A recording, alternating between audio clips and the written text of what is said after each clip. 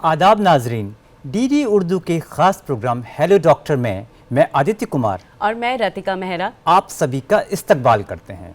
Hello doctor में हम आपको बताते हैं आपकी सेहतमंद ज़िंदगी का राज, ताकि आप बदल सकें अपने जीने का अंदाज़।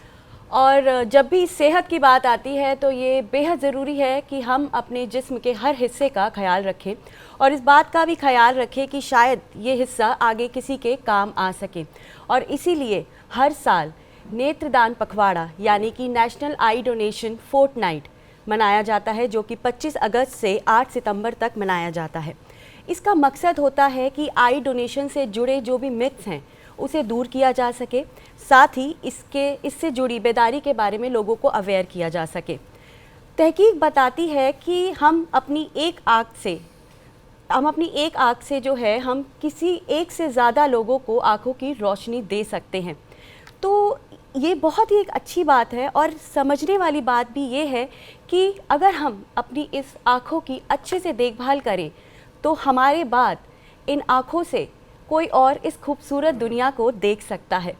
तो नाजरीन, अगर आप भी आई डोनेशन करना चाहते हैं या फिर इस पे कोई जानकारी चाहते हैं तो आप हमारे स्क्रीन पर दिए गए टोल फ्री नंबर पर कॉल कर सकते हैं और हमारे एक्सपर्ट से अपने सवालात पूछ सकते हैं। लेकिन उससे पहले आइए देखते हैं ये खास रिपोर्ट।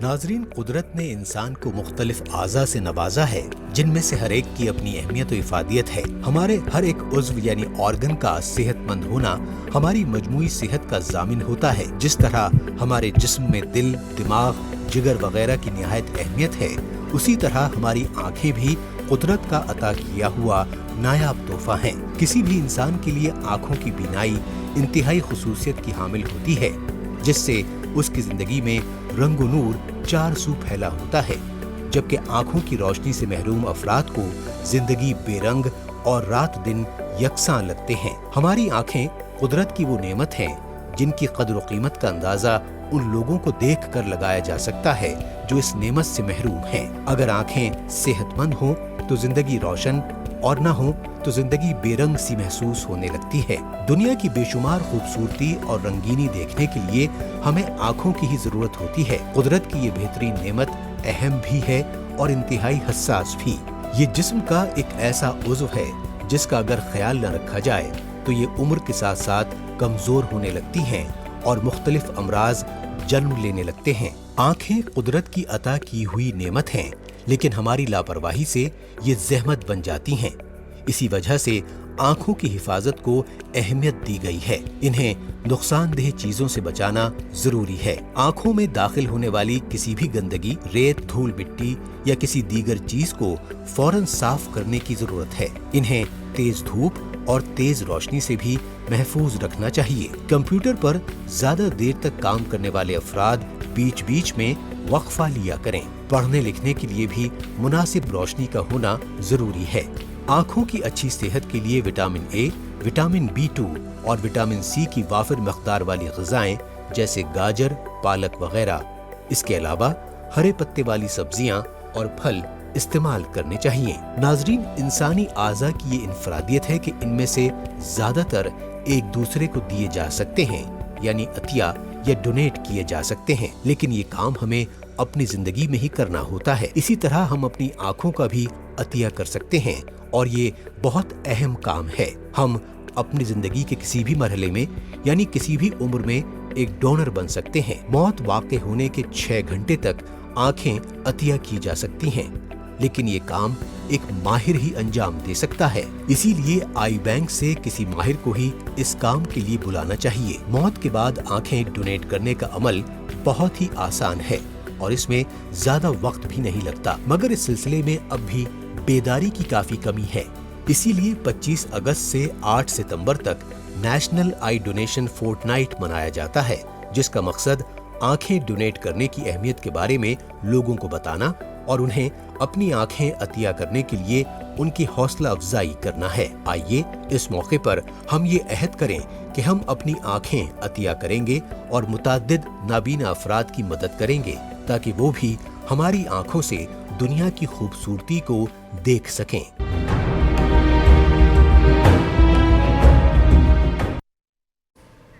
मैं किसी के काम आऊं, इस कदर मुझे इंसान बनाना। जब मैं ना रहूं तो मेरी आंखें किसी को दान कर देना।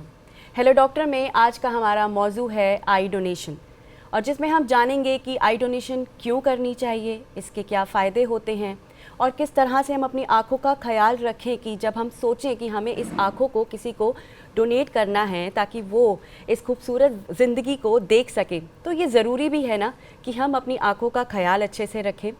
तो आइए इन सभी मौज़ूआत पर आज गुफ्तगू करने के लिए हमारे साथ हैं एक्सपर्ट का एक बहुत ही ख़ास पैनल, तो आपका उनसे तारुफ कराते हैं।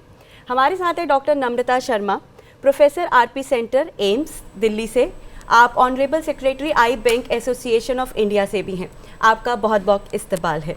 और हमारे साथ हैं doctor Bindi Garg, CMO department of ophthalmology, Safdarjung hospital Delhi से, आपका भी इस्तकबाल है। और हमारे साथ हैं doctor Vishal Chadda, joint general secretary Dadhichi Deh Dan समिति, डॉक्टर हेडगवार आरोग्य संस्थान दिल्ली से, आप सभी का इस्तकबाल है।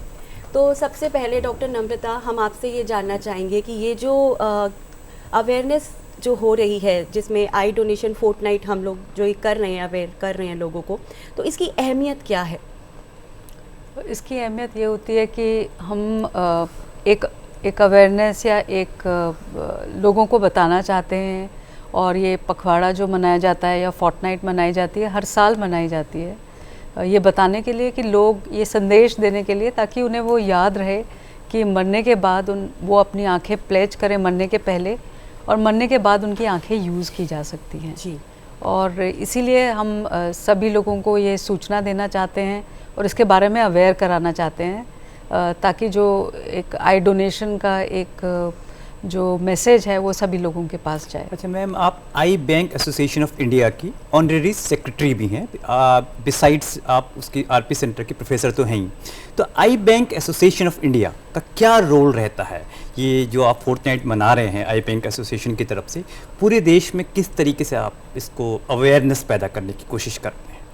जो आई बैंक एसोसिएशन ऑफ इंडिया है उसके चैप्टर्स हैं 5 जोन्स में, north, south, east, west zone में, और हर जोन में रिस्पॉन्सिबल लोग हैं जिनको हम मैसेज देते हैं कि वो रेडियो टॉक्स दें या टीवी टॉक्स दें, जैसे हम लोग दे रहे हैं, या मीडिया में बताएं, स्कूल्स में बताएं, जहाँ पे पुलिस जहाँ पे होता है, जहाँ पे इन्वेस्टिगेशन होती है, वहाँ पे संदेश दें, बच्चों को संदेश दें, कॉलेजेस में संदेश दें। तो हमारे जोन में जितने भी लोग हैं सभी इसी के ऊपर काम करते हैं।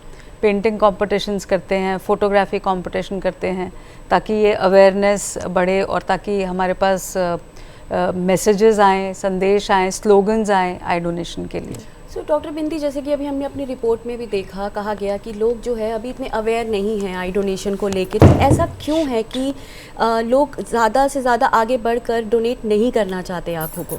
अभी लोगों में अवेयरनेस बहुत कम है आई डोनेशन के बारे में। लोगों में मिथ्स हैं बहुत ज़्यादा, उनमें ऐसा रहता है कि हम अगर अपनी आइज़ डोनेट कर देंगे तो हम अगले जन्म में जो पेशेंट, मतलब जो डेड जिसकी डेथ हुई है वो अंधा, मतलब उसकी विदाउट आइज़ पैदा होगा। बहुत सारी मिथ्स हैं। उन्हें ऐसा लगता है कि जब आइज़ डोनेट करते हैं तो फेस की डिसफिगरमेंट हो जाती है। तो इन सब मिथ्स को दूर करने के लिए आई डोनेशन फोर्टनाइट मनाया जाता है, जिसमें कि हम लोगों को अवेयर करते हैं कि आई डोनेशन करने से आपको कुछ नुकसान नहीं होगा, और आप जो जिनका आइज़ में जिनको प्रॉब्लम है तो उनको आप बेनिफिट ही कर सकते हैं। जी, आप आगे और किसी को ज़िंदगी दे सकते हैं। बिल्कुल। तो डॉक्टर विशाल, आपसे ही मैं जानना चाहूँगी कि एक इंसान को, जैसे कि डॉक्टर बिंदी ने बताया कि क्यों डोनेट करना चाहिए, और ये हम सभी समझ गए हैं कि हम किसी और को देखने का मौका दे सकते हैं इस खूबसूरत दुनिया को। तो आई डोनेशन अगर हमें करनी है तो ये किस तरह से ये जो डोनेशन है हमारी ज़िंदगी के जो अंधेरे को दूर करता है, मतलब क्या प्रोसीजर होता है इस डोनेशन में? परिवार की सहमति, परिवार को इस बार में जागृत करना, अगर मैं करना चाहता हूँ तो मैं अपने परिवार को सेंसिटाइज करूँगा। मैं अपनी पत्नी को, अपने बच्चों को, अपने माँ बाप को बताऊँगा कि मैं ऐसा करना चाहता हूँ। हो सकता है उनकी तरफ से कोई रेजिस्टेंस हो, तो उनके मिथ को दूर करना, इंफॉर्मेशन से उसको डिस्पेल करना, उस अंधेरे को उनके मन पे जो छाया उसको हटाना। फिर उसके बाद जब मेरा समय आएगा जाने का, तो वो मेरा परिवार ही होगा जो उस डोनेशन को पूरा कराएगा। इसलिए एक मैं इमोशनल होके आया, आई बैंक के पास मैंने फॉर्म भर दिया और मैंने कार्ड रख के अपनी जेब में रखा, उससे उसका निवारण नहीं होगा। इस अभियान को आगे बढ़ाने के लिए परिवार का सबसे पहले सहमति होनी ज़रूरी है। बिल्कुल। क्योंकि कोई हमारे पास, जैसे हमारी संस्था है, तो बहुत से लोग आते हैं कि हमारे फॉर्म भर लीजिए और हमारे जो कार्ड्स हैं घर मत भेजिएगा। अच्छा। तो हम उनसे पूछते हैं कि भाई ये बात तो ठीक है, हम आपका स्वागत करते हैं, लेकिन आपको इंश्योर करना पड़ेगा कि मृत्यु के बाद आप फ़ोन करके बताएंगे। हाँ जी। तो उन्होंने कहा ऐसे कैसे संभव है जब मृत्यु होगी। तो बेसिकली एक फैमिली मेंबर तो चाहिए ना कि जो हम तो डेथ के बाद जो है इन्फॉर्म कर वही सके। इंफॉर्मेशन देगा। और हम एक कॉल के ऊपर एक सिंपल कॉल परिवार की तरफ से आता है, तो उस डोनेशन को एग्जीक्यूट करते हैं और उस एग्जीक्यूशन में जो संस्थाएं इस आई बॉल को रिसीव करती हैं और जो परिवार डोनेट करना चाहता है, उनके बीच में एक ब्रिज का काम करती हैं ऐसी। और हमारे जैसी ऐसी बहुत सी संस्थाएं हैं जो पूरे भारत के अंदर अंग दान के साथ नेत्रदान के ऊपर काम कर रही है। डॉक्टर नम्रता, यहाँ पे एक सवाल ये आता है, अभी कोरोना का पीरियड अभी भी ख़त्म नहीं हुआ है और पिछले 2 सालों से तो कोरोना चालू है, हमारी ज़िंदगी का एक हिस्सा सा बन चुका है। इस दौरान नेशनल जो आपका आई बैंक एसोसिएशन ऑफ इंडिया है, क्या दिक्कतें सामने आई और किस तरीके से आई डोनेशन का जो टारगेट था आप फुलफिल कर पाए? अगर हम कोरोना काल को देखें या कोविड टाइम को देखें तो आई डोनेशन का प्रोग्राम बहुत ही हिट हुआ है। इसमें हमारा जो आई डोनेशन था और ट्रांसप्लांट्स था, जो डोनेशन थे वो अबाउट 90% कम हो गए और ट्रांसप्लांट अबाउट 78% कम हो गए। इसमें आई बैंक एसोसिएशन ऑफ इंडिया ने बहुत काम किया, क्योंकि हॉस्पिटल कॉर्निया रिट्रीवल प्रोग्राम, जिसमें कि हम आइज़ हॉस्पिटल से रिट्रीव करते हैं, पहले तो उसको चालू करवाया। बाकायदा पूरे वही प्रिकॉशंस लेके, जैसे कि हम कोई सर्जरी करने जा रहे हैं, हमारे जो आई डोनेशन काउंसलर्स हैं और टेक्नीशियंस हैं, उन्होंने ये आइज़ रिट्रीव की हॉस्पिटल से। और एक समय के बाद जबकि कोविड ख़त्म हो गया, तो उसके बाद हमने फिर वॉलंटरी आई डोनेशन भी शुरू करवाया। और इसके लिए हमें काफ़ी एडवोकेसी करनी पड़ी, हेल्थ मिनिस्ट्री से बातचीत करनी पड़ी, आपस में अपनी मीटिंग्स करनी पड़ी, अपने इंटरनेशनल जो आई बैंकिंग के लोग हैं उनसे भी हमने मीटिंग्स करी, क्योंकि हम पूरा का पूरा विश्व ही उसी चीज़ से घिरा हुआ था कि हमें आई बैंकिंग कैसे बढ़ानी है। तो इसी पे एक सवाल मैं आपसे पूछना चाहूँगी डॉक्टर नम्रता, जैसे कि अभी हमने बात की कि मिथ्स होते हैं, लोगों का ये भी मानना है कि हमारे फेस की थोड़ी डिसफिगरमेंट हो जाती है अगर आँख निकालते हैं। तो हमारे व्यूअर को ये समझाइए, तो क्या पूरी आँख निकाली जाती है या कौन सा आँखों का एक हिस्सा निकाला जाता है जिससे कि किसी तरह से हमारे फेस में कोई बदलाव नहीं आता? तो ये हमें समझाइए। तो इसमें खाली जो आँखों का काला भाग आपको दिख रहा है, जिसे हम पुतली कहते हैं, केवल वही निकाला जाता है। ओके। और वो निकालने के बाद हम एक शेल डाल देते हैं जो कि वैसा ही दिखता है जैसे कि हमारी पुतली दिखती है, जिसे हम आर्टिफिशियल शेल कहते हैं, और हम आँखों को बंद कर देते हैं। तो उसमें कोई डिसफिगरमेंट नहीं होती है और बिल्कुल भी नहीं ऐसे लगता है कि आंखें निकाली गई हैं, और बहुत ही इजी और प्रोसीजर है और बहुत जल्दी हो जाता है। 10 या 15 मिनट में ही ये प्रोसीजर किसी किस्म की बदसूरती नहीं आती चेहरे पे। सो डॉक्टर बिंदी, ये तो हमें समझ आ गया कि एक हिस्सा जैसे कॉर्निया जिसे हम कहते हैं वो निकाला जाता है। इसके अलावा कौन कौन से ऐसे लोग हैं जो कि अपनी आँखों को डोनेट कर सकते हैं? मेरा मतलब ये है कि क्या किसी तरह की हमारी उम्र या मेल फीमेल या कोई ब्लड ग्रुप, क्या इन सब चीज़ों में क्या कोई मैटर करती हैं ये सब चीज़ें? नहीं, हर एज पे हम आई डोनेट कर सकते हैं और इसमें कोई मेल फीमेल का कोई रिस्ट्रिक्शन नहीं है, कोई एज का कोई लिमिट नहीं है और कोई ब्लड ग्रुप का भी कोई रिस्ट्रिक्शन नहीं है, क्योंकि कॉर्निया में कोई ब्लड सप्लाई होती ही नहीं है, तो इसलिए ब्लड ग्रुप का कोई तो मतलब कोई भी किसी भी उम्र में जो है डोनेट कर सकता है, कोई भी ब्लड ग्रुप हो वो उसे कर सकता है। सो डॉक्टर विशाल, अब कोई भी कर सकता है क्या? ऐसी कोई ऐसी बीमारी है किसी को, या कोई ऐसी कोई दिक्कत है जिसमें वो डोनेट नहीं कर सकता हो या उनकी आँख नहीं हम ले सकते?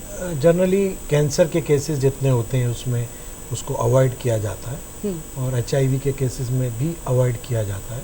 वैसे तो क्योंकि ब्लड सप्लाई जैसे डॉक्टर साहब ने कहा नहीं है, वैसे सेफ़ है, लेकिन क्योंकि अभी रिसर्चेस चल रही हैं तो भी उसको डिस्करेज किया जाता है। आई होप डॉक्टर नम्रता भी इसको एग्री करेंगे, क्योंकि ये डायरेक्टली रिट्रीवल सेंटर से बिलोंग कर रही हैं। तो इस पे डॉक्टर नम्रता, यहीं पे एक सवाल, जैसे ये डॉक्टर चड्ढा ने अभी जिक्र किया कि कैंसर के पेशेंट्स हैं और उन लोगों का आई डोनेशन इनकरेज नहीं किया जाता, उसके पीछे कोई वजह ख़ास? अगर बॉडी में कहीं और कैंसर हो जो कि नहीं फैला हुआ है या मेटास्टेसाइज नहीं किया है, वो आइज़ हम ले लेते हैं। लेकिन अगर हेड एंड नेक का कैंसर है, गर्दन के ऊपर का कैंसर है, तो वो हम नहीं लेते हैं, क्योंकि उसमें हो सकता है कि ट्रांसमिशन का चांस हो, जिसको कि हम आइज़ लगा रहे हैं। तो आप ये कहना चाह रही है, अगर मेटास्टेटिक डिजीज़ है, पूरे शरीर में फैल चुका है, हाँ, तो आप अवॉइड करते हैं? तो हम अगर एक लिमिटेड दायरे में है तो हम ले सकते हैं। बिल्कुल। ओके, तो ऐसे में कौन कौन, ये तो बात हमारी हो गई। तो अगर जिसको कैटरेक्ट या चश्मा लगा हुआ है, या उन जब किसी रीज़न से उनकी आंखें वीक हो जाती हैं, अब अगर हम डायबिटीज़ की ही बात करें तो उसमें अमूमन हम देखते हैं कि आंखें हमारी बहुत कमज़ोर हो जाती हैं, या वही जैसे मैंने बताया कैटरेक्ट या चश्मा लगा हुआ है, तो क्या ऐसे भी लोग ईज़िली अपना डोनेट कर सकते हैं आइज़ को? हाँ, अगर कैटरेक्ट है या चश्मा लगा है या कैटरेक्ट की सर्जरी भी हुई है या डायबिटीज़ भी है, तो वो सभी डोनेट कर सकते हैं, क्योंकि उन डिजीज़ में कॉर्निया अफेक्ट नहीं होता जो कि हम लेते हैं, या आगे की जो पुतली होती है वो अफेक्ट नहीं होती है, तो वो तो बिल्कुल ठीक रहती है। तो उन केसेस में भी हम आंखें ले सकते, हम उनका कॉर्निया यूज़ कर सकते हैं। डॉक्टर बिंदी, मम्मू ने ये सवाल आता है, अगर कोई व्यक्ति, अगर कोई इंसान इंटरेस्टेड है आई डोनेशन के लिए, तो उसे क्या प्रक्रिया अपनानी चाहिए, क्या प्रोसीजर रहता है उसका? उससे सबसे पहले तो अपने जो भी नियरेस्ट आई बैंक है वहाँ पर जाकर अपने आप को रजिस्टर कराना चाहिए। वहाँ पे एक फॉर्म दिया जाता है, फ्लेज फॉर्म, उसको फिल करके वहाँ पे उसको रजिस्टर कराना चाहिए।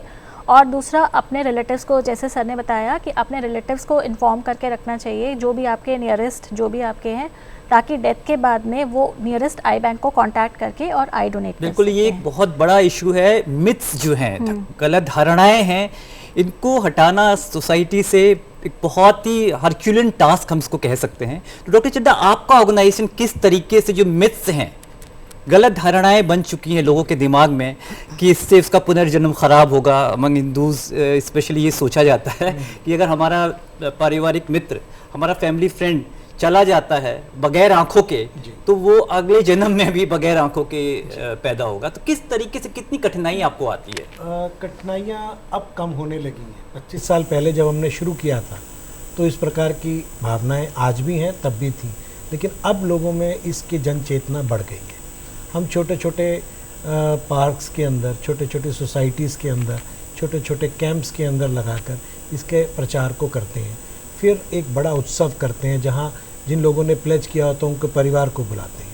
उस परिवार को बुला के उनके मन में जो उस समय तक भी साइन करने के बाद भी जो भावनाएं ऐसी होती हैं, उनको समाज में संतों को साथ रखते हैं। ऐसे जो रिलीजियस गुरुज होते हैं, ग्रंथी होते हैं, ऐसे मौलानाज होते हैं, वो हमारे कार्यक्रमों में आते हैं। और फिर जब उनके माध्यम से विशेष जो जाता है, जो उनकी रिलीजियस मान्यताएं हैं, जैसे आपने कहा, तो वो बताते हैं। एक कार्यक्रम में ऐसा ही हुआ, एक स्वामी जी थे और एक ने उठ के यही प्रश्न किया कि मेरी माँ कहा करती थी आंखों का ध्यान रख, खराब हुई तो अगले जन्म में अंधा हो जाएगा। वो उसको हाइजीन समझा रही थी, लेकिन वो बढ़ते बढ़ते ये हो गया कि आज नहीं रखेगा तो अगले में भी अंधा जाएगा। तो स्वामी जी ने कहा कि अगर आपको ये लगता है कि आंखें दान करने से अगली बार अंधे होंगे तो पूरा शरीर दान करिए, अगली बार जन्म नहीं लेना पड़ेगा और आपको मोक्ष की प्राप्ति होगी। और ये स्पॉन्टेनियस था।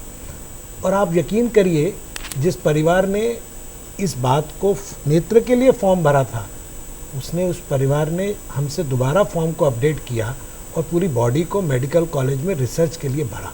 कन्विंस करने वाली बात, वो कौन सी बात किसको कब स्ट्राइक कर जाएगी। कई लोग साइंटिफिक एक्यूमेंट से चलते हैं, तो साइंटिफिक एक्यूमेंट से चलते हैं तो फिर उनको साइंटिफिक भाषा में समझाना पड़ता है कि देखिए, आपने तो अपने जीवन के अंदर ये रंग रूप देखे हैं, लेकिन आपके जाने के बाद ऐसे 4 लोग और देख सकते हैं। और एक बहुत अच्छी इसके अंदर हमें एक लाइव, एक सच्ची कहानी है। गुरु नानक आई सेंटर में एक एसआर एक पेशेंट को देखा करते थे, फिर वो वहीं कंसल्टेंट हो गए, और उनके कंसल्टेंट होने के बाद वो एक पेशेंट उनके यहाँ अंधता का आता था जिसको ठीक नहीं हो पा रहा था। तो उसने कहा, देखो अब आप एक एसआर आए थे, छोटे डॉक्टर थे, बड़े हो गए, मैं तो वहीं का वहीं रह गया, तो मेरी रोशनी कब आएगी? तो उन्होंने कहा कि चाचा, अगर आपके कॉर्निया में दिक्कत होती तो मैं इसे बदल के ठीक कर देता। वो भावुक हो गए। तो उसने कहा, क्या मतलब? क्या कॉर्निया से जो मेरी आँख का ठीक है उससे भी लोग अंधे होते हैं? उन्होंने कहा। तो कहने लगे कि मेरा फॉर्म भर दो, मैं कॉर्निया डोनेट करूँगा। आप यकीन मानिए कि जिस व्यक्ति ने जीवन के रंग नहीं देखे लेकिन उसका कॉर्निया इंटैक्ट था, वो इतना भावुक हुआ कि उस कंसल्टेशन के बाद उसने वहीं जाके फॉर्म को भरा, और उस फॉर्म को भरने के बाद, और ये बात बाद में पुष्ट हुई कि उसका नेत्रदान वहीं हुआ। तो देखिए, जिसने जीवन में खुद रंग नहीं देखे, उसके जाने के बाद, ये भी प्रकृति का ही नियम है, उसके जाने के बाद 3 या 4 लोगों ने शायद उसकी आंखों से उन रंगों को देखा हो। तो ये देने की भावना है, और ये भावना कब जागृत होगी? जैसे हमारी संस्कृति में देने का भाव बहुत शुरू से है। ऋषि दधीची ने तो मानव कल्याण के लिए अपनी हड्डियां तक दे दी थी। बिल्कुल। महाराज शिवी ने एक कौवे को बचाने के लिए अपने मांस का लोथड़ा दिया।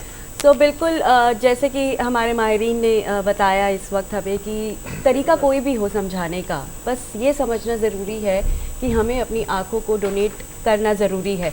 क्योंकि अगर हम अपनी इन आँखों को डोनेट करते हैं तो हम, आप ये समझिए कि जो ये खूबसूरत दुनिया हम इस वक्त अपनी आँखों से देख पा रहे हैं, हमारे जाने के बाद कोई और भी इसे देख सकता है। हम किसी को ये मौका दे सकते हैं। और साथ में जैसे कि हमारे माहिरीन ने ये भी बताया हमें कि किसी तरह का कोई हमारे चेहरे पे कोई बदलाव नहीं आता। एक छोटा सा प्रोसीजर है 15 मिनट का सिर्फ, जिसमें आप जो भी डोनर हैं उनको आप उनकी आँखों की जो पुतली है बस वो निकाली जाती है, और उसके ऊपर जो है एक कॉन्टैक्ट लेंस के ज़रिए जो है हम उसको लगा देते हैं, जिससे कि उनके चेहरे पे भी कोई बदलाव नहीं आता। ये छोटी छोटी चीज़ें जो है ना, इसे हम करके जो है हम अपने आगे आने वाले जो लोग हैं या जो लोग नहीं देख पा रहे हैं, ऐसे बहुत से लोग हैं जो देखना चाहते हैं इस दुनिया को और वो नहीं देख पाते हैं, हम एक ज़रिया बन सकते हैं उनको इस खूबसूरत दुनिया को दिखाने का। और तो अगला सवाल मेरा डॉक्टर नम्रता आपसे ही रहेगा कि जैसे समटाइम्स क्या होता है कि जैसे अगर मैंने बोला मुझे अपनी आंखें डोनेट करनी है, बट किसी रीज़न की वजह से मेरे डेथ के बाद वो आंखें मेरी नहीं काम आई डोनर को, क्या ऐसे भी रीज़न्स होते हैं और क्यों? ऐसा हो सकता है कि आइज़ डोनेट हो गई हैं लेकिन फिर भी उसको हम एक ट्रांसप्लांट करने के लिए नहीं यूज़ कर पाए, क्योंकि हम जब आइज़ लेते हैं तो हम उसके साथ ब्लड भी लेते हैं और उसकी जांच भी होती है। कई ऐसी डिजीज़ होती हैं जो हम नहीं चाहते कि वो रेसिपिएंट को भी ट्रांसमिट हो जाए या उनको भी वही डिज़ीज़ हो जाए, जैसे सिफिलिस है, HIV है, हेपेटाइटिस है। तो जब हम ब्लड लेते हैं तो हम उसकी भी जांच करते हैं कि वो नेगेटिव है या नहीं, और जब वो नेगेटिव होता है तभी हम उसको ट्रांसप्लांट कर सकते हैं। तो फिर उन आँखों का क्या किया जाता है? तो अगर वो आँखें ऐसा कोई स्थिति बनती है कि हम उस आँख को यूज़ नहीं कर पाएंगे, मान लो कि आँख का कोई कैंसर हो या ऐसा कोई ब्लड डिजीज़ हो, तो हम उसको मेडिकल एजुकेशन के लिए यूज़ कर लेते हैं ताकि वो फ्यूचर में काम आती हैं और उस पर हम फिर रिसर्च भी कर सकते हैं। डॉक्टर नम्रता, यहाँ पे एक सवाल आता है कि अगर कोई व्यक्ति, कोई इंसान राज़ी है आई डोनेशन के लिए, तो कितने वक्त के अंदर उसके कॉर्निया को रिमूव किया जाना चाहिए? जितना जल्दी करें उतना अच्छा होता है, लेकिन 12 घंटे तक कहा तो जाता है 6 घंटे तक, पर वो डिपेंड करता है कि कौन सा समय है। जैसे विंटर्स में हम 12 घंटे तक आइज़ ले लेते हैं और समर्स में हम इसको रिस्ट्रिक्ट करते हैं 8 घंटे तक। विदिन 8 आवर्स समर्स में, और विंटर्स में आप उसको थोड़ा बढ़ा सकते हैं। कोई कॉस्ट डॉक्टर साहब इसमें इन्वॉल्व होती है पेशेंट की भी, या ये फ्री ऑफ कॉस्ट रहता है? ये तो फ्री ऑफ कॉस्ट प्रोसीजर है, इसकी कोई कॉस्ट इन्वॉल्व नहीं है। इसमें बस आपको एक इन्फॉर्मेशन देनी है जिससे कि ये पूरी की पूरी प्रक्रिया है वो चालू हो जाती है। सो डॉक्टर बिंदी, इसमें मैं आपसे ये पूछना चाहूँगी कि जैसे ऐसी क्या कोई हिदायत होती है, कोई ऐसी इंस्ट्रक्शंस हैं हमारे फैमिली मेम्बर्स को कि जब किसी की डेथ हो जाती है तो उस डोनर को जो उनकी आँखें हैं कि मतलब ख़राब ना हो, जब तक कि जो 15 मिनट का भी जो भी समय है जब तक कोई आई बैंक से आ रहा है लेने के लिए, तो क्या क्या ऐसे एहतियात बरतने चाहिए जिससे आँखें ठीक रहें? सबसे पहले तो हम उनके रिलेटिव्स को इंस्ट्रक्शंस देते हैं कि वहाँ पे जो फ़ैन अगर कोई चल रहा है तो फ़ैन्स ऑफ कर दें।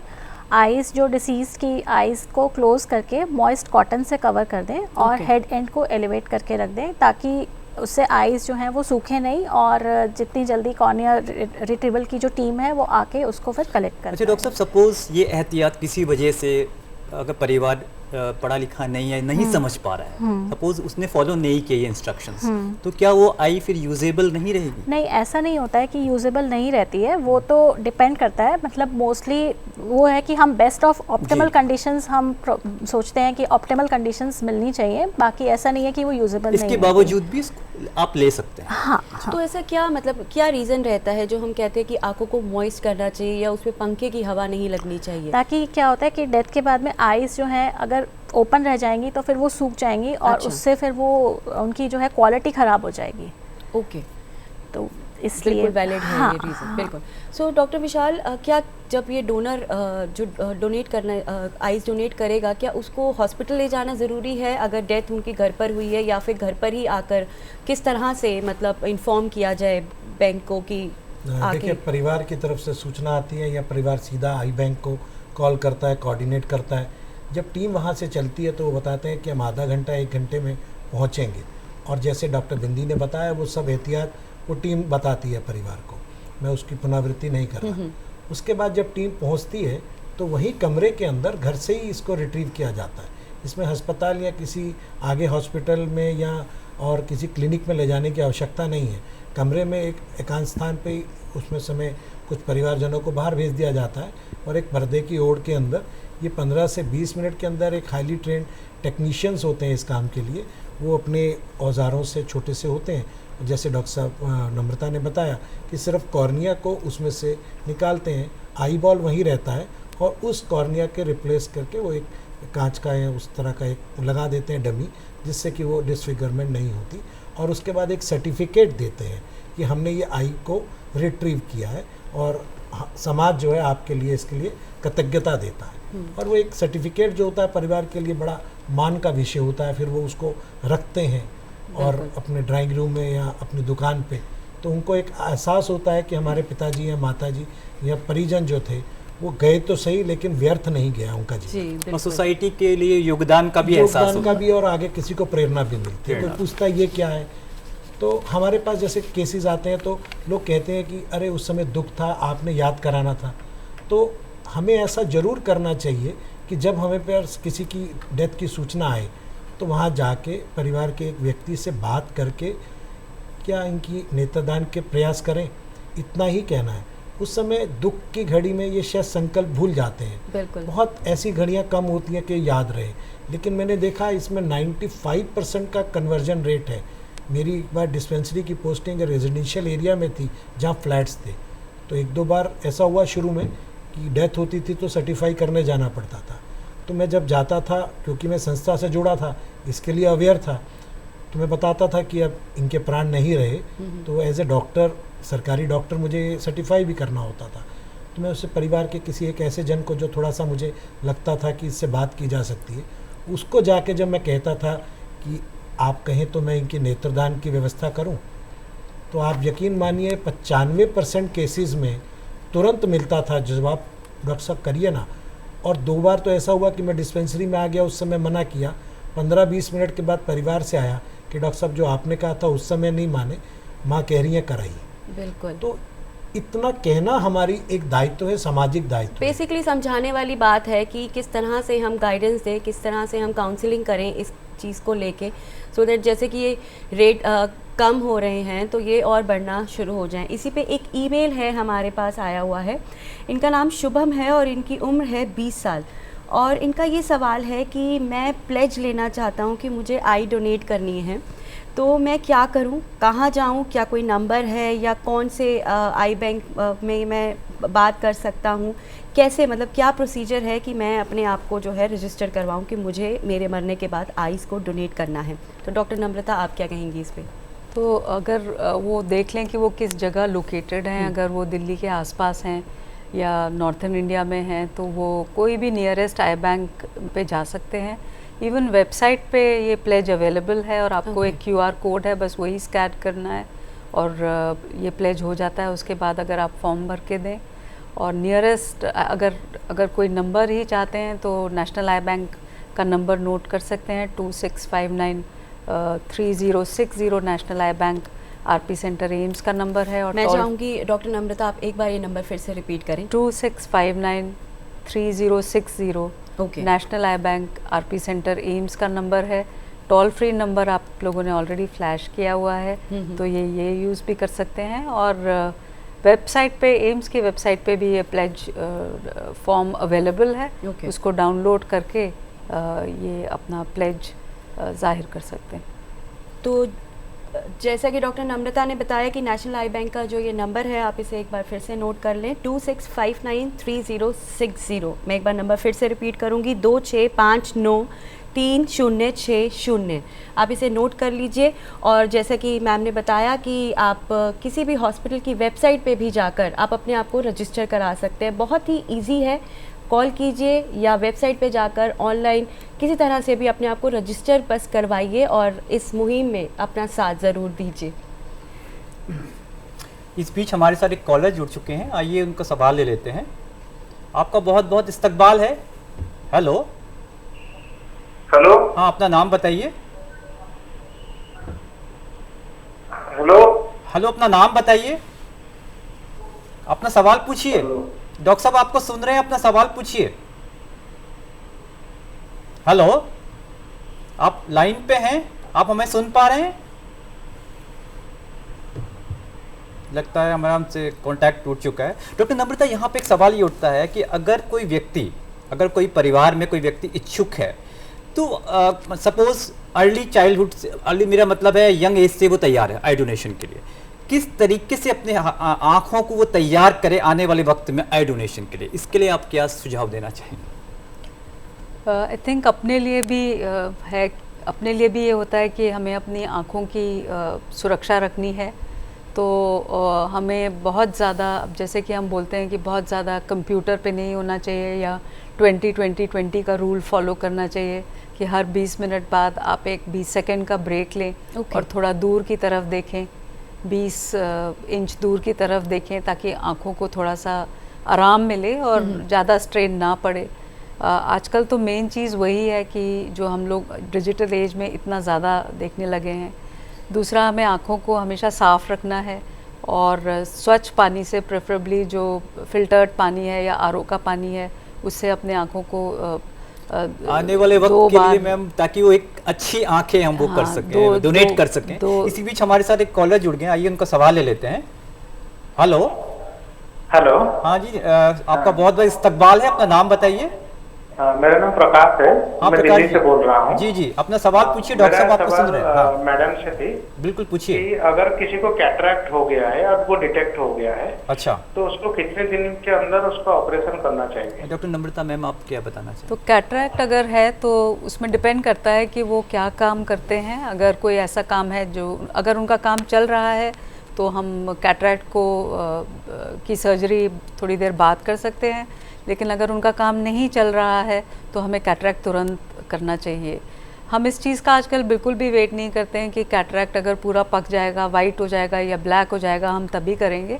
वो डिपेंड करता है। अगर मान लीजिए किसी का डेस्क का काम है और उसे पास का नहीं दिख रहा है कैटरैक्ट की वजह से, तो हम तुरंत कर देंगे, क्योंकि उसके लिए कैटरैक्ट हैंडीकैप नहीं होना चाहिए। जो भी वो एक्टिविटी कर रहा है, जो भी वो काम कर रहा है, उस चीज़ के लिए। बिल्कुल, डॉक्टर नम्रता ने आपको बता दिया है कि अगर आपकी डे टू डे एक्टिविटीज़, जिस कार्य में आप हैं, जिस प्रोफेशन में आप हैं, अगर वो प्रभावित नहीं हो रहा है तो ज़रूरत नहीं, अदरवाइज़ आपको कराना चाहिए अगर वो किसी तरीके से इन्फ्लुएंस हो रहा है आपके रोज़मर्रा के काम। डॉक्टर नम्रता की ही बात को मैं आप तक लेके जाऊंगी डॉक्टर बिंदी। जैसे कि हमने अभी बताया, बात की कि किस तरह से हम अपनी आँखों का ख्याल रखें, तो अब आजकल हम देख रहे हैं हर चीज़ हमारी ऑनलाइन हो गई है, स्टडीज़ से लेके एवरीथिंग इज़ ऑनलाइन। कुछ भी सर्च करना है तो हमें कंप्यूटर या फ़ोन का इस्तेमाल बहुत ज़्यादा हो गया है। तो ऐसे में क्या कुछ ऐसी एक्सरसाइजेज हैं जो आप हमें बता सकती हैं कि जिससे, एक तो जैसे मैम ने बताया कि 20-20-20, इसके अलावा और कोई एक्सरसाइज जिससे हम अपनी आँखों को थोड़ा स्ट्रॉन्ग कर सकें? बिकॉज जैसे एक्सरसाइज पूरी बॉडी की ज़रूरत है, तो ऐसे ही आँखों के लिए भी ज़रूरी है। सबसे ज़रूरी तो हमें आँखों को रेस्ट देना चाहिए, हमें प्रॉपर रेस्ट लेना चाहिए और 20-20 रूल को हमें फॉलो करना चाहिए। और अगर हम डेस्कटॉप या कुछ भी हम यूज़ करते हैं तो हमें उसको आई लेवल पे रखना चाहिए। और आई की एक्सरसाइजेस की अगर हम बात करते हैं तो हमें आई की मूवमेंट्स लाइक लेफ़्ट राइट देखना, अप एंड डाउन, एंड हमें फिर एक एडक्शन एक्सरसाइजेस जिसको हम बोलते हैं वो हमें करनी चाहिए कि लाइक हमें एक पेन को हमें फोकस करते हुए पास में लेकर आना है, जब हमें लगे कि उसकी टिप 2 दिख रही है तो हमें उसको फोकस करके एक बनाने की क्या कोशिश आप करनी इस है। पेन के ज़रिए थोड़ा सा लाइव बता सकती हैं? इसको हमें 1 हैंड डिस्टेंस पे हमें रखते हुए इसकी टिप को देखते हुए पास में लेकर आना है। जब हमें लगे कि इसकी टिप फैली हुई दिख रही है या 2 दिख रही है तो हमें वहीं पे फोकस करके उसको हमें एक बनाने की कोशिश करनी है। ग्रेजुअली इस डिस्टेंस को हमें पास में लेकर आना है और इस एक्सरसाइज को हमें करना चाहिए रूटीन में एंड रेगुलर आई चेकअप करवाना चाहिए हमें, ताकि अगर कोई प्रॉब्लम है तो वो टाइमली डिटेक्ट हो जाए और ट्रीट हो जाए। तो हमें कैसे पता चले कि हमारी आंखें जो हैं मतलब वीक हो रही हैं? क्या कोई किसी तरह से मतलब कोई हमें हेडेक होगा, आई में स्ट्रेन होगा जब हम यूज़ करेंगे, जब भी हम लैपटॉप या कंप्यूटर या कुछ भी हम देख रहे हैं तो हमें देखने में प्रॉब्लम होगी और वाटरिंग होगी, पानी आएगा आंखों से, हेडेक होगा। ओके, ये तमाम चीज़ें होंगी। तो इस बीच हमारे साथ एक कॉलर जुड़ गया, आइए उनका सवाल ले लेते हैं। हेलो। हेलो। हाँ जी, नमस्कार। आपका बहुत बहुत इस्तकबाल है, अपना सवाल पूछिए, डॉक्टर साहब आपको सुन रहे हैं। हाँ जी सर, मेरा सवाल ये है कि जैसे सर ने बताया था कि हम 2 कॉर्निया से 3 से 4 मरीजों में रोशनी दे सकते हैं, तो उसकी कैसे हम कर सकते हैं? 3 से 4 मरीजों में डिफरेंट कॉर्निया के पार्ट यूज होते हैं कि कैसे यूज होते हैं? बिल्कुल, डॉक्टर विशाल आप क्या बताना चाहेंगे? देखिए, जो मेडिकल साइंसेस में एडवांसेस हुए हैं और एम्स ने इस काम को किया कि कॉर्निया के एंटीरियर और पीछे, आगे और पीछे के चैम्बर्स को अलग अलग सेपरेट कर लेते हैं।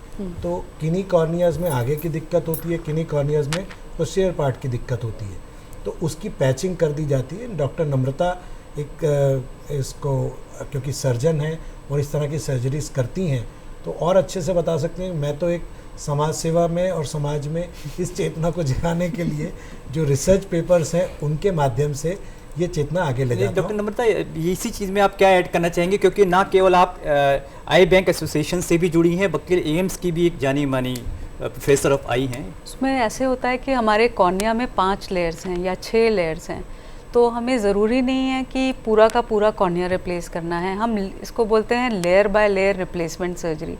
मतलब जो लेयर इन्वॉल्व है, अगर आगे का एंटीरियर पार्ट इन्वॉल्व है, जैसे कि डॉक्टर विशाल ने भी बताया आपको, तो हम खाली एंटीरियर लेयर्स रिप्लेस करेंगे।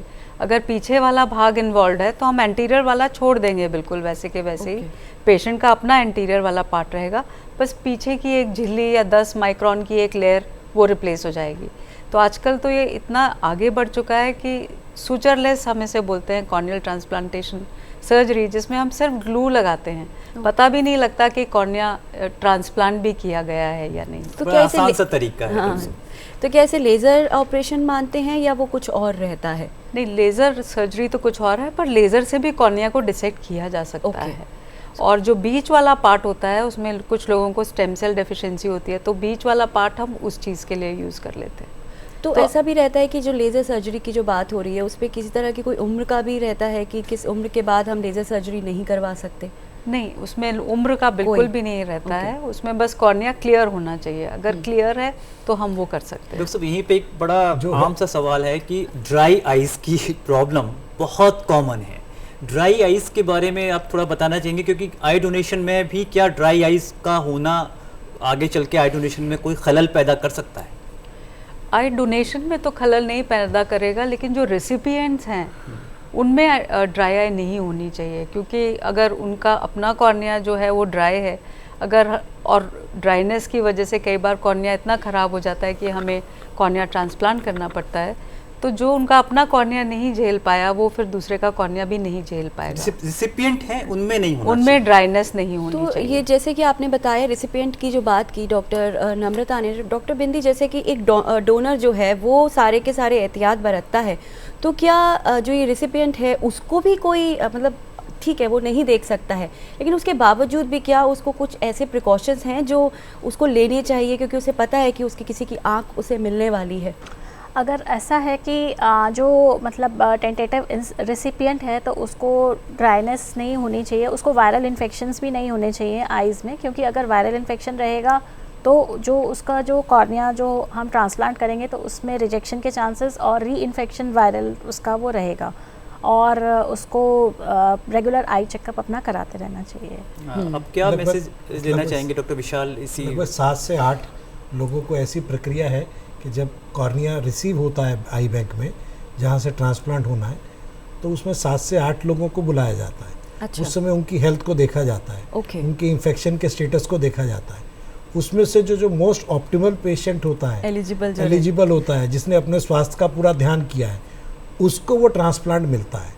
अब जिसने इतनी मुश्किलों से इसको पाया है, तो उससे पहले भी उसे उसकी कदर करनी होगी, लेते हुए भी वो सबसे एलिजिबल स्वस्थ था इसलिए, और उसे ये संकल्प करना होगा कि ये जो किसी की अमानत मेरे पास आई है, इसको मैं आगे की ज़िंदगी के लिए तैयार रखूँगा। तो ये एक एहतियात रखनी चाहिए। बाकी योगा के अंदर बहुत सी ऐसी छोटी छोटी एक्सरसाइजेज हैं, योग गुरुओं से या योगा के जो टीचर्स हैं वो उसमें समझा सकते हैं। और एक ऐसी नॉर्मल सी एक्सरसाइज ये होती है कि हाथों को थोड़ा, हथेलियों को ऐसा रब करना, और रब करने के बाद आँखों को बंद कर लेना, और फिर ऐसे बनाना इसको कप बना के, इस कप के अंदर अंधेरा हो जाएगा। अब इसके अंदर आँखों को खोलना और बंद करना, तो उसके अंदर उसको खोलना बंद करना, खोलना बंद करना। तो इससे क्या होता है कि आँखों के अंदर एक बहुत अच्छी एनर्जी डेवलप होती है। बिल्कुल डॉक्टर साहब, ये हम लोगों ने, काफ़ी लोगों ने किया भी है, अपनी निजी ज़िंदगी में किया भी है। तो ये छोटी छोटी, ये तो एक एक्सरसाइज है, लेकिन इसके पीछे की जो एक्सरसाइज है, प्राणायाम है, जो योग की एक्सरसाइज, वॉक है, जनरल बॉडी का एक्सरसाइज में रहना बहुत ज़रूरी है। सिर्फ आँखों की नहीं, आपको पौष्टिक आहार, एक्सरसाइज, योगा और एक मन से रिलैक्स रहना, नींद पूरी करना। ये जो हम रात को लगातार आजकल मोबाइल हाथ में लेके पड़े रहते हैं ना, तो उसमें इल्यूमिनेशन कम होती है और बिल्कुल आंखों के ऊपर पड़ रही होती है। अंधेरा हो जाता है, घर के बाकी लोग ट्यूबलाइट बंद करा देते हैं, लेकिन आप फिर भी लगे रहते हैं कि इम्पॉर्टेंट मेल है। तो इन सबसे बड़े प्रतिकूल प्रभाव पड़ रहे हैं। तो अगर आप ये मान लेंगे कि मैंने अपने आप को स्वस्थ रखना है और मैंने प्लेज किया है कि मेरे जाने के बाद इन आँखों से कोई देखेगा, तो मैं इसका ट्रस्टी हूँ। बिल्कुल, बहुत कंपटीशन है इसमें भी, और जो ना केवल रिसिपिएंट है उसको तो है ही, उसको स्वस्थ रखना है, उसके अलावा जो डोनर है उसको भी अपने आइस को और स्वस्थ रखना है। वो इसको प्लेज करने के बाद एक ट्रस्टी के रूप में यूज़ करेगा। जैसे ट्रस्टी का काम होता है ना, उसकी केयर करना कि मैं इसको यूज़ कर रहा हूँ सिर्फ, और जब मैं जाऊँगा तो ये दे के जाऊँगा। बिल्कुल, यहीं पे डॉक्टर नम्रता, अब हमारे कार्यक्रम का समय लगभग समाप्त हो चुका है। आप क्या मैसेज देना चाहेंगे हमारे व्यूअर्स को आई डोनेशन की फोर्टनाइट के मौके पर? क्योंकि मैं कॉर्निया से रिलेटेड हूँ और पिछले 30 साल से कॉर्निया और आई डोनेशन और आई बैंकिंग और कॉर्नियल ट्रांसप्लांटेशन में इन्वॉल्व हूँ, मैं तो यही मैसेज देना चाहूँगी कि जहाँ तक हो सके अपना कॉर्निया दान करना चाहिए। और जब आप अपनी विल करते हैं तो कॉर्निया भी विल में करके जाइए। और सबसे ज़्यादा इम्पोर्टेंट जो आई थिंक डॉक्टर विशाल ने भी कहा, अपने रिलेटिव्स को ज़रूर बता के जाइए कि आप डोनेट करना चाहते हैं, आप अपना कॉर्निया दान करना चाहते हैं। वो इन्फॉर्मेशन सबसे ज़्यादा ज़रूरी, इनकॉर्पोरेट तो उन्हीं को करना है, उन्होंने ही करना है। बिल्कुल से। डॉक्टर बिंदी, आप क्या मैसेज देना चाहेंगी? मैं इस प्रोग्राम के माध्यम से मैं लोगों को आई केयर के बारे में मैसेज देना चाहूँगी कि लोगों को अपनी, सबसे पहले तो अपनी आई जो है, हमारी आईज़ बहुत ही डेलिकेट हैं, तो हमें उसको चोट से बचाना चाहिए कि कोई भी चोट लगने से हमारी आई को बहुत ज़्यादा डैमेज हो सकता है। हमें रेगुलर आई चेकअप कराना चाहिए। कोई भी प्रॉब्लम होने से हमें सेल्फ मेडिकेशन नहीं करनी चाहिए, हमें प्रॉपर डॉक्टर से कंसल्ट करके ही मेडिसिन लेनी चाहिए। और हमें हेल्दी डाइट लेनी चाहिए, विटामिन ए, विटामिन सी, ये सब हमें अपनी डाइट में रेगुलरली करना चाहिए। डॉक्टर विशाल, यहीं पे हमारे कार्यक्रम का समय लगभग समाप्त हो चुका है। आप कम शब्दों में हमारे व्यूअर्स क्या संदेश देना चाहें? मैं कहता हूँ कि देश में 62,000 लोग रोज़ मृत्यु को प्राप्त होते हैं। अगर हम 11 से 14 दिन का एक कैंपेन चला लें कि जितनी भी मृत्यु हो रही हैं वो सब मृत व्यक्तियों की आँखों को रिट्रीव करेंगे, तो इस देश के अंदर कॉर्निया से होने वाली अंधता से हम मुक्त करा पाएंगे। और ये कोई असंभव कार्य इसलिए नहीं है कि हमारे पड़ोस में एक छोटा सा देश है श्रीलंका, उसने अपने यहाँ पे कॉर्निया से होने वाली ब्लाइंडनेस को ख़त्म कर दिया, और वहाँ आज एक रिचुअल है, वो सब कॉर्नियास रिट्रीव कर रहे हैं आज भी, अंधता मुक्त होने के बाद भी। और हमारे साउथ इंडिया और नियर बाय जितने साउथ ईस्टर्न एशियन कंट्रीज़ हैं, उन सबको वो डोनेट कर रहे हैं। तो हम तो देश दानवीरों का है, हम सबको मिलके करना चाहिए। तो 14 दिन के लिए आए, इस संकल्प को बढ़ाएं। दधीची ऋषि का जन्म देश है यहाँ पे, तो हम सब करें। और 14 दिन में हम ये जो लगभग 70 लाख के करीब की शायद ऐसी संख्या बताई जाती है कि कॉर्निया की आवश्यकता है। तो जैसे कि डॉक्टर नम्रता ने कहा कि अपने रिलेटिव्स को अगर आप ये डोनेट करना चाहते हैं अपनी आंखें, तो अपने रिलेटिव्स को ज़रूर इसके बारे में इन्फॉर्म करके रखिए, बिकॉज़ जो प्लेज आपने लिया है वो पूरा वही कर पाएंगे। और डॉक्टर बिंदी ने हमें बताया कि आई केयर बहुत ज़रूरी है, बिल्कुल, क्योंकि जब हम ये सोच रहे हैं कि हमें अपनी आँखों को डोनेट करना है तो उसकी केयर करना भी हमारी जिम्मेदारी बनती है, हमारी भी बनती है और साथ में रिसिप्टेंट की भी बनती है। और अभी हमने ये जाना कि दोनों को ही केयर करनी है। और जैसे कि डॉक्टर विशाल ने हमें बताया कि जो मिथ्स हैं ये सारे के सारे, इससे हमें दूर हटना है। सो आप सभी का बहुत बहुत शुक्रिया, आप आज इस प्रोग्राम में आए और आपने आई डोनेशन पे बहुत ही इम्पोर्टेंट इन्फॉर्मेशन हमारे साथ शेयर की। थैंक यू सो बेहद मच। शुक्रिया। Thank you. हमें पूरी उम्मीद है नाजरीन कि आज की हमारी पेशकश आपको बेहद पसंद आई होगी। अगर आपकी कोई राय हो तो आप हमें ईमेल भी कर सकते हैं। हमारा ईमेल एड्रेस है hello.drdidiurdu@gmail.com। इसके अलावा आप हमारे YouTube चैनल से भी जुड़ सकते हैं। हमारे YouTube चैनल है डीडी उर्दू। और अब अपनी मेज़बान रतिका मेहरा और आदित्य कुमार को दीजिए इजाज़त। अगले हफ्ते आपसे फिर मुलाकात होगी एक नए मौजू पर। तब तक अपना और अपनों का ख्याल रखें और आपको छोड़ते जाते हैं एक टिप ऑफ द वीक के साथ। आदाब।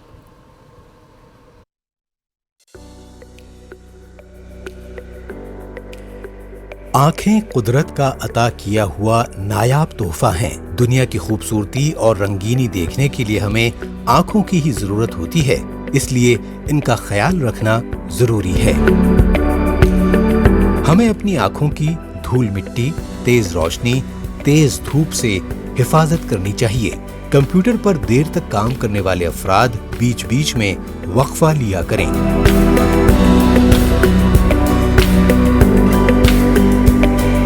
आँखों की अच्छी सेहत और रोशनी के लिए विटामिन ए, B2 और विटामिन सी से भरपूर ग़िज़ाओं का इस्तेमाल करें। हरे पत्ते वाली सब्जियां और फल भी खाएं। जिस्म के दीगर आज़ा की तरह हम अपनी आँखें अतिया यानी डोनेट कर सकते हैं और किसी जरूरतमंद को आँखों की रोशनी दे सकते हैं।